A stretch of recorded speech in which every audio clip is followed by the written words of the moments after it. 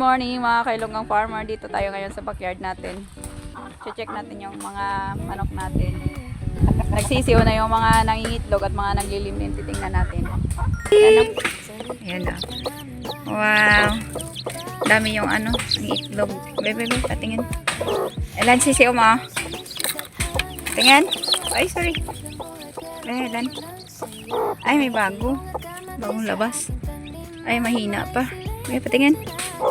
Ayan. 2, 4, 6, 8, 10. 10 na pero may natira pang itlog na ano. May 4, 5. Ayan to guys. Ang dami nila. RTL na manok ko. Ayan. Daming itlog. Tapos sisilipin din natin dito ang isa. Yung next na magsisisiw. Patingin. Patingin. Ayan. Ayan, o dami rin itlog. Oh, wow!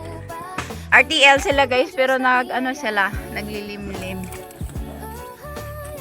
Tingnan naman natin yung Cantonese natin. Ilan to? Ayan, daming itlog niya, oh. 2, 4, 6, 8, 10, 12, 13, 15. Isa pa tayong RTL dito. Tingnan natin yung itlog, eh. 2, 4, 6, 8, 10, 12, 15. Ayan po guys, sila naman yung next na ano, magsisisiw. Tapos dito may nangitlog na isa. Ito yung nauna, kaya siya una nagsisiw. Tapos ito guys, gagawin natin itong compost para sa ating mga halaman. Ito naman guys, sinatago natin dito sa pulo ng saging kasi hindi siya makatuka kapag may marami kasi kasama na mga manok kasi takot siya. Kaya tinatago natin dito. Dito siya nakatuka. Ayan. Tapos guys, isang tandang natin nilagay din natin dito. Ayan o. Yan, balikawayan yung ginawa kong ano na patukaan.